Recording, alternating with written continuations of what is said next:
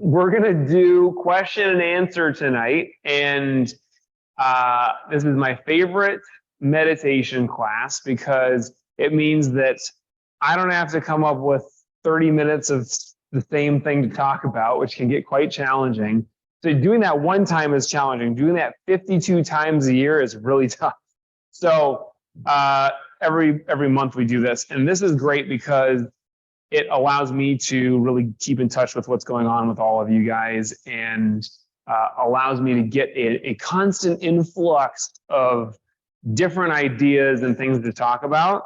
I'll give the standard disclaimer that my Sifu always gives, which is, if you ask me a question, my answer is not the answer. It's not written in stone, probably anywhere. And it's not like the gospel truth. It's my best answer that I have for you today. And I truly hope that if you ask me the same exact question 10 years from now, I'll have a totally different, much better answer. It might be similar, but just way wiser and more concise and complete and really getting to the heart of it. So if you have questions on Facebook or Instagram, you can type them into the comments now. If you wait until after this talk is done, I probably will not answer your questions. If you're on Zoom, you guys can raise your hand by pressing the button. And if you're here in the dojo, you can raise your fleshy hand and I'll call on you. Don't worry about the question being worded perfectly. Just try to get to the heart of your question, make it concise, and something that really is affecting you. You don't have to get into any more detail than you want to, but you can get into detail as long as it's appropriate. Any questions? Yes, ma'am.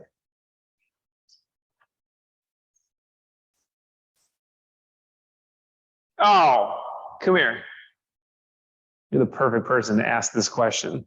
So there are several different answers to the question, but the best one is this. Ooh. Sit back down. I don't know if anybody at home can see that, but you get it? You get it, right? Sometimes the answer is to slap the person in the face, but I feel like shouldn't do that to you. But I feel great about punching you. That is the classic answer to the question, what is Zen? Something that brings you into the present moment fully, completely.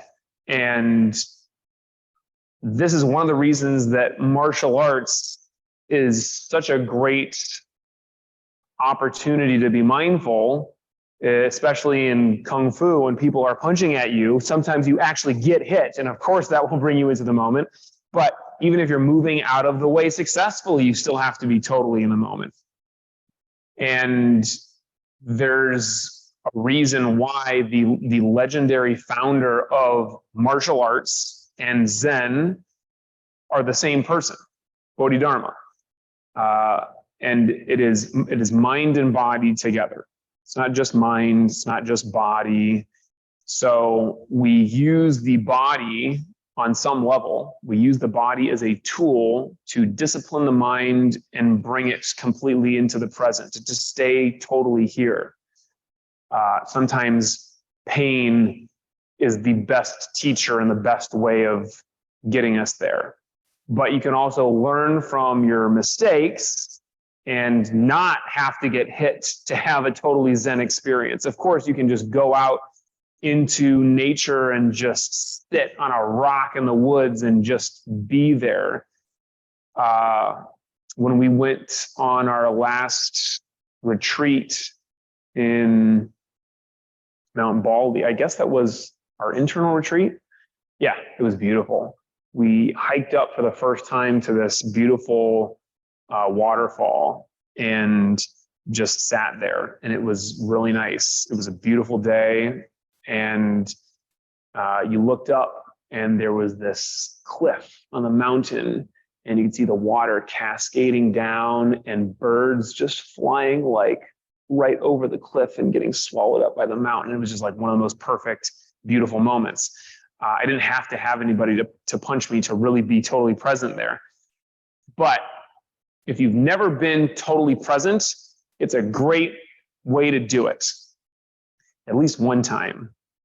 Now, if any of you ask me that question in the future, you might get a similar answer or you might get a different answer. Other question. Don't tell Adam.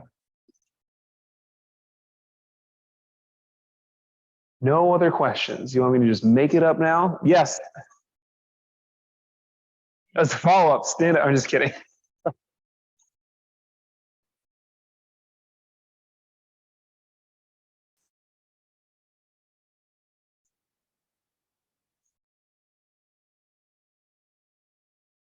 Yeah. So enlightenment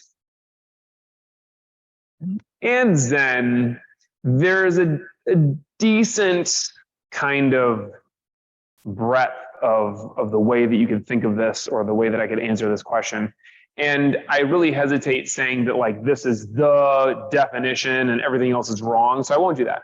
I will say that at different times in my life and my practice, I have thought of this concept of enlightenment in different ways. And there are different ways that serve me better today that I, maybe would have served me better earlier in my practice, but certainly they're working now. So I'll say, when you hear people talk about enlightenment, very often there is this idea that there's a thing that happens, there's an experience. And it might be more romantic than just getting punched in the sternum or smacked in the face. It is very often some kind of, a vision that arises, or, when I joke about it, I'm like, the clouds part and the sun shines down and a voice from the heavens says, you are enlightened. And you might think of it as like lights going off in your mind or bells ringing or something. And there's like this experience that's like, this is it. I am enlightened. Look at me, world. And that could happen. And it could not happen. And if it doesn't happen the way that you expect it to happen, the problem with this is you start getting attached to it and you're looking for it and you begin trying to force some kind of an experience, which means that it's even less likely to happen. Or you're missing all of the other experiences that are actually there. You've all heard this story before. I'll butcher it, but there's a guy in a boat that gets wrecked on a deserted island in the middle of the ocean. And he's very religious, and he starts praying to God. And he's like, God, please send somebody to rescue me. Or God, he doesn't say that. He said, God, please rescue me. And so a boat comes by and says, hey, you need help? And he's like, no, God's going to save me. And another boat comes by or a plane flies by and people are like, do you need help? And he's like, God's coming for me. And you guys get the idea. And then he dies and he goes to heaven, and God's like, what happened? And the guy says, I kept praying for you and you didn't come. And God says, well, I sent the boat and I sent the plane and you just like ignored them. And so when we have it in our mind what this thing is and we're attached to it, we're closing ourselves off to all these other opportunities. So that's one way to look at it. I certainly think that it is likely that we will experience in our lives a kind of gradient of enlightenment. And we should benefit from an idea of where we're trying to get to, whether this is like I'm thinking about the Buddha or the Dalai Lama and I'm like, I'm going to be more like them, or it's just like you have an idea of what this looks like in your own life. Unlikely that you're going to live a life like the Dalai Lama, but what does that look like for you? And this like end goal, this perfect version of you can and should probably change over time. And on the way there, the problem is if you're not at the goal and you're somewhere on the path on the way there and you're thinking of it like, I'm not there yet, I'm not enlightened yet. On the one hand, that can be nice because it can kind of compel you to continue doing the work and continue meditating and, coming to Tai Chi and doing all of the things that are helping you go in the direction that you want to go. There's a sneaky kind of festering issue with this, which is we keep thinking of ourselves as not enough. And we think of ourselves as like, I'm not there yet. And if you're purely, if all that does for you is help you think like, great, gotta sit and gotta work. Great. That's not usually what happens in my experience. What it does for people when they think I'm not enough, I'm not there yet, is you're making excuses for yourself to not be great and complete in this moment. And you end up feeding into this vision of yourself or this story about yourself, which says that you are not enough. And most human beings don't need any help with that. We have plenty of thoughts that sound like, I'm not enough, I'm not good enough. So this is why I like to think of enlightenment, because I've had plenty of those thoughts in my life. I like to think of enlightenment as more like a journey. And if you are on the journey, you are enlightened. And I like to think of it in this way, like we all have within us a soul or a spark of the divine or Buddha nature. We have this perfect kind of expression of the universe within us. And then there's just some stuff that's in the way of that. And what's in the way of that experience when we're meditating, or what's in the way of us being our highest self just in daily life, is something that is not permanent. And if we think of ourselves as being not enough, we kind of make it permanent. We're like, this is me, I'm permanent, and I'm not enough. Versus there's this very thin tissue paper strength kind of thing that's in between us and reality, and reality is kind of what we're after. And it's not even between us because we are one and the same with that highest self. So it's really just a veil between our perception and our highest self. And meditation will allow us, and our practice will allow us to see beyond that. Or for a moment, it just kind of disintegrates. And we are really totally actualized or self-realized in that moment. So I think that if we think of ourselves as being enlightened already, we're just not always acting enlightened, that can be helpful. And some days you might just play around with this a little bit and you recognize like, I'm not really feeling it today, or I'm not really being my best version of myself. What would I do if I were enlightened? Like you've heard, like, what would Jesus do? Or like, if the Buddha were here, what would he do right now? It's like you, as your most perfect, enlightened, highest self, what would you do in this moment? And then if you just do that thing, kind of like you're enlightened, at least in that moment. You're getting the experience and other people are getting the experience of it too. That's my best answer for you today. I see a couple of hands. Well, I had a couple and then one of them fell down. Is that Ann who's got it raised? Go ahead. Hi, sir. I'm wondering, what's the longest break that you've ever taken from martial arts? And then my second part of that question is, how do I not become envious every single time I see the dojo and am currently unable to participate? Yeah, I got to put you on a call with Tanya. She asked me a similar question earlier I'm today. sure she did, yeah. So the longest break I have taken was not as long as the break that you have been on. And your break is not the longest that I've seen. I've seen people gone for more than a decade. You remember practicing with Chris? Chris practiced for a couple of years in Michigan and then didn't practice for well over a decade and probably like 12 to 15 years and then started practicing with us again here. Now, I think if you talk to him or other people that take a really significant break, and this might be your experience too, you're probably not the same person that you are when you're able to get into the dojo with regularity. I describe the dojo and your practice here as like a place where you come and you recharge your batteries. And it's important and helpful. And kind of like what I was talking about the last one, you shouldn't be attached to it in the way where you think like, if I'm not doing it this way, I'm not doing it at all.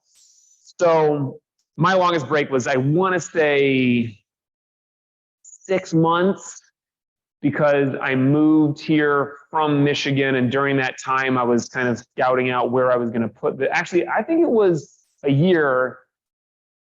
Was it a year from when I left? Yeah. And it was several months that I was here before I went back and took my Black Sash test. And then it was a good chunk of a year before I really got to practice with people on a regular basis. No, because I think after 6 months, I started doing jujitsu. But in any case, it was a chunk. It was a decent chunk. And I was starting to lose my mind a little bit during that time. I got to the point where I was starting to practice on my family, and I'd like do chin-on joint locks on my mom and stuff. And she's like not really having it. So that doesn't work very well. Not being jealous, I don't know. Envious, it's tough. It's tough because it is fun here, and I get it. And just like, of course, you're going to be envious of just being able to do it. And you know, COVID has been a real interesting time for all of us. So there have been very significant, substantial, and lasting changes in most of our lives. So I get it, at least intellectually, what you're experiencing. I'll do my best to give you some way to not be envious. First, do everything that you can to practice on your own. Of course, your meditation practice, taking any amount of your physical practice out into everyday life is great. Even if it's just something like I've been talking about this week, about just standing on one leg and working on your balance whenever you can. You know, you're in line at the store, or you're just hanging around at home, and I don't know if you have a standing desk or not. You seem like you might have a standing desk at home. Instead of just standing like this, you're like standing on one leg. You could be in a crane stance while you're typing, right? Find some way to invite the principles of your physical practice into the physicality of what you're doing throughout your day. And that's a great idea for people who are able to come to the dojo physically and practice with us here. Part of my answer for Tanya earlier was, I know she's able to practice where she is in Paris. And so being able to work with a partner, even if you can't be in the dojo, if you're able to do that, and it's a willing partner, it's not your mom, and you're not going to hurt her by doing EQ on her, then great, you can do that too. But I think that I'll go back to something that I mentioned at I can't remember if I mentioned it Camisa, or was it maybe it was the last Thursday. The idea that Black Sash can't not Black Sash. And you were second yellow, is that right? Second yellow can't not second yellow. You have an amount, you're some way along this path, and there are things that you've learned and things that you have been able to take into your life. And some of it has changed you to the point where you cannot change back. And I hope that most of that is in a good way, that you've changed and you cannot change back. But there are ways that you move, and there are ways that you think, and maybe ways that you're connecting to your breath, that you want to allow yourself to recognize that you're doing them still, and appreciate that. Appreciate that you have been diligent enough to continue doing that. I promise there are things that you have taken with you in your practice that are permanent in a good way. A trick that I always use is I always think it could be worse. And look, some of you have it much worse than I have it. And there are people in the world who have it much worse than you. And there are people who are dead. And so you could be dead and therefore not able to practice martial arts at all. Only in the next plane of existence, whatever that is. I mean, if there's heaven for me, it's just martial arts all day long. But for those of you who that's not your idea of heaven, then maybe this is it. So whatever time you had, just like really appreciate it. Sifu Brown, one day, the koi fish that they had in the dojo back in Michigan, one day they spawned and it was like a chemical spill in the dojo. It smelled so bad that they could not have classes. And while it was getting cleaned, he locked the door, didn't tell anybody that classes were canceled, put a sign on the door that said, "Dojo's closed. Did you get everything that you could out of your practice?" That was it. And people came up, read the door, sign, and were just like, and I'm sure some of them assumed that maybe it wasn't closed permanently and they came back later. And some of them probably really had like a dark night of the soul and thought like, I don't know, did I get everything that I could have? And you're, lucky enough that you get to continue to connect through meditation classes. So that's not nothing. Let me go to, is this Tanya? Yes, Tanya.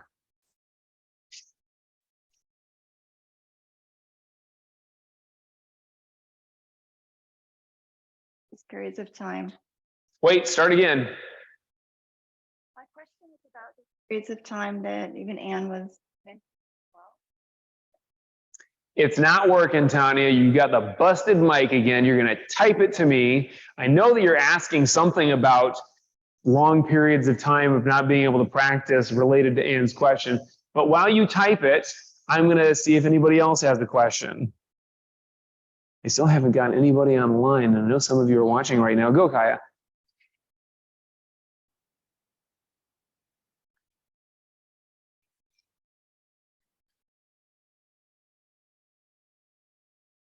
Mm-hmm.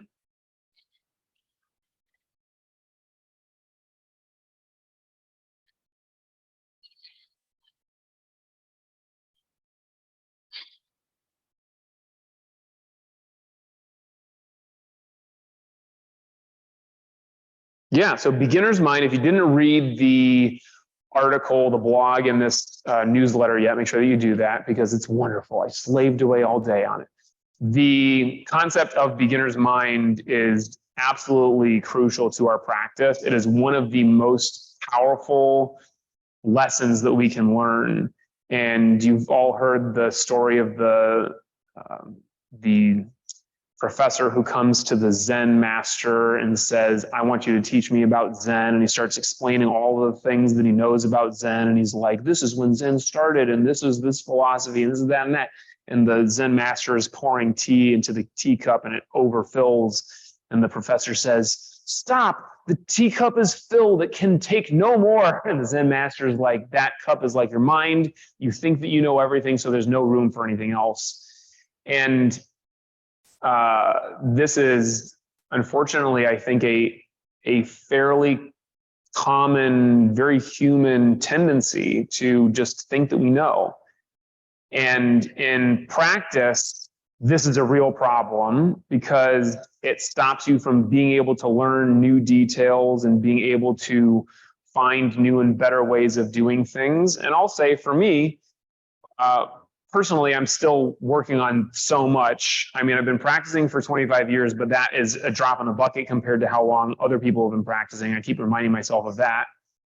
And I still find slightly better ways of doing the physical techniques. And a lot of times that stuff will make it into what I'm teaching in class. There's so much that I'm still learning about teaching.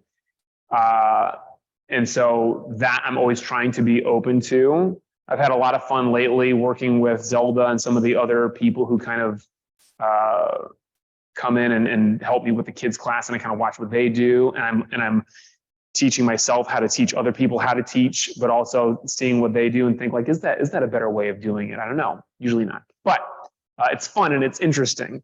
So kind of keeping things fresh. I like to think of it like if you drive the same way home every single night, or you ride your bike or you walk or whatever, you go the same way home. It becomes very easy for that to just turn into a missing chunk of your life. And you might look back and not be able to tell the difference between this time or the time before that or the time before that. And you might completely just blank on that journey. It takes you 10 minutes to go home, and it's like that 10 minutes didn't happen. Maybe you were listening to something, or maybe you were just thinking in your head or whatever, but that physical journey didn't happen to you. And if you just take a different road home, you just drive or ride a different way, that will keep things interesting. And then I like to just look at, the buildings that I'm passing by and just think like there is a family that lives in that house, or there is somebody that comes to work in that building every day, and they have their whole life that I am totally unaware of. And there's like a whole world that exists right there. And I've been driving by it and just completely ignoring it. And it's there. There's a whole universe there to experience. So if you can do the same thing, it's not like you need to throw the front punch some other wrong way, but when you're listening to me explain it, or when you are, in class, try to place your attention on a different part of your body. For example, you always focus on this, try focusing on this. You always focus on this, try focusing on what your back foot is doing when you're throwing this punch. And I think that this is one of the most useful ways of really bringing us totally into the present, is just placing our attention while still here on a slightly different thing. There's this great, I don't want to say a drill, but it's like a type of meditation where you're sitting and you can kind of scan through your body as you're doing this. Instead of just focusing on the breath in one area, maybe you focus on the feeling of your nose, or maybe you focus on the feeling of your belly. You can also focus on your feet or your hands, and you can feel there's like this kind of a buzzing energy that changes along with your breath. And as long as you're relaxed and you're aware, then you can kind of cycle through your body and have a very different experience of meditation while still being focused on the breath, while still being totally present. So try to do that with your physical techniques. Try to do that when you're driving home. Do that with as much as you can, and see how that kind of invites you fully into the moment. All right, let's see if I can read this now. I got, what should we take away from these times when we cannot practice the way we'd like to, trying to learn to not miss the lesson in the moment? You already addressed this in your other responses. Is there anything to add? Okay, yeah, I did kind of address that. So what to take away from these times when you can't practice the way that you want to? I'll take this into a slightly different direction, at least, because we're all going to have injuries. Sometimes it's a longer, kind of more serious health issue that completely takes us out of practice. But let's talk about an injury that means that we can't practice the way that we want to, or the way that we used to be able to, but we can still be in the dojo. So there is this great student I used to practice with in Michigan. Her name was Lena. Her name is still Lena. I assume she's still alive. She was like one of the toughest, most incredible martial artists I've ever practiced with. She broke her arm doing something else, I think, and just came to practice with a sling for like months. And she just did class with one arm in a sling. And she just didn't punch with this side. She just like changed the technique, or threw kicks instead. She did one arm chin-ah and, everything that she could do. And I saw that and I was like, yeah, that's going to be me. I never broke my arm, but I've had things hurt enough. My elbow is hyperextended to the point where I really can't throw punches. And I see her and I'm like, that's what I'm going to do. I'm going to practice. I'm going to show up to class just like normal, and I'm going to get the most out of it that I can. And my arm hurts, and I'm like, this really sucks. I can't move the way that I'm used to, and I really have to pay attention. I have to be super mindful to not hurt myself or to not hurt my partners. And that, on the one hand, if you think about it in a certain way, does really suck. But if you think about it in a different, more helpful way, it's magic. It forces you to see things from that different perspective. It forces you to work on something that you have not been working on possibly ever before.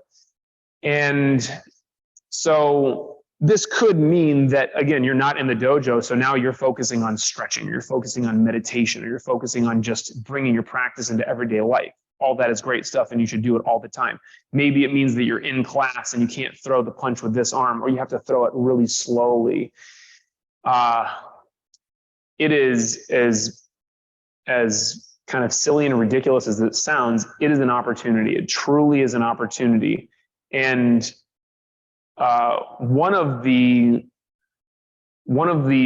things that I really want to encourage you to do with this is to try to retrain and reprogram your mind to see these things as actual opportunities, and not even just pretending like, I know I'm supposed to see this as an opportunity and I still hate it. I mean, really to see not even the silver lining, but like the whole silver cloud. Like, what is great about this? What can I really sink my teeth into with this right now? And this, I absolutely believe that martial arts is wonderful at teaching us this, and meditation is wonderful at teaching us this. Because when you sit and you have a thought, I was talking to a student just in the lobby at the last class. She's like, I get 3 seconds into meditation and my mind is gone. And I said, that's it. That's what meditation is. You recognize that your mind is gone after 3 seconds. Maybe someday when you're really enlightened, it'll take 5 seconds for your mind to be gone. But this is the opportunity there, is to recognize the thoughts and then bring it back. In Zen mind, beginner's mind, they talk about the mind weed. The mind weed is like a recurring thought or a stress or something that you really have a hard time letting go of. And instead of just looking at it and being like, look at this weed, it's messing up my garden, you dig it up and you bury it, and the other plants get sustenance from it. And it makes your garden more beautiful and verdant. And I always say, I don't actually know if that's how weeds work. The weed might just grow back if you do that and you plant it. But let's just imagine that this is the way that it works. Your mind weeds work the same. You don't bury it down like, I'm repressing this thought. You invite it in. You recognize that this thought that keeps coming back that I hate so much, is my best teacher. It is the thing that gives some spice to this meditation. It's the thing that adds a opportunity for growth. So that is what all of these kind of crappy experiences are, is an opportunity for growth. And there is a distinct difference between thinking of it like this is something I just got to power through and someday I'll get to the other end of it and then I'll really be happy and then I will have really learned a lot out of it. There's a distinct difference, even though it might seem subtle, between that and right here, right now is the perfect place to be and the perfect situation to be in. Practice, meditation, all of that. This injury that I have, what I like to think of is, what if I died tomorrow and this is the last class that I ever took or the last meditation that I ever did? If I'm always thinking about, someday I'll be great at this, someday I'll be enlightened, someday I'll have a great meditation, someday I'll be able to practice again the way that I want to. That all becomes totally silly and meaningless when you realize that this might be the last day, the last meditation, the last breath. I hope it's not. I hope you're all here forever. But if it is, it totally shifts your awareness. And then it gives you the opportunity to get the absolute most out of this practice, this class, this injury. And there is a way to shift our attitude towards those challenges, where it becomes not even just like kind of nice in its own way, but like a more perfect experience, a completely perfect opportunity to be totally present. Nothing else could be better at all. So when you sit for your meditation tonight, keep that in mind. You got those thoughts that come back. Instead of trying to force them out, which is the way that we normally deal with challenges, is we just kind of force against force, butt heads against it. Invite it in and, swallow that thought and get sustenance out of it, or bury that mind weed and use it to grow in this meditation to make it the best possible moment that you've got. Each breath is perfect and complete, and there's nothing else that you're looking for. Sit comfortably.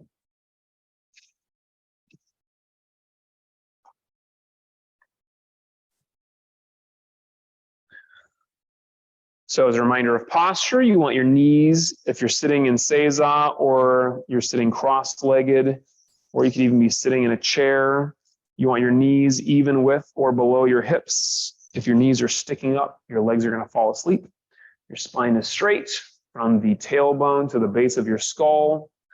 Your shoulders are rolled back and relaxed, and your chin is parallel to the ground. Close eyes. Your eyes are upturned gently to the point between the eyebrows. And that's not crossing the eyes. That's just kind of looking at a spot out in the distance. It's about even with your third eye. From here, relax, watch the breath. Let go of all thoughts, worries, and cares. Be here now. If your mind wanders tonight, go ahead and try doing that body scan. So place your attention on the sensation of your feet, or your leg, or your hand, or your scalp, and just feel how the sensation shifts gently as you're inhaling versus as you're exhaling. If your mind wanders from that, just bring it back to the same place you left off and continue on with that body scan.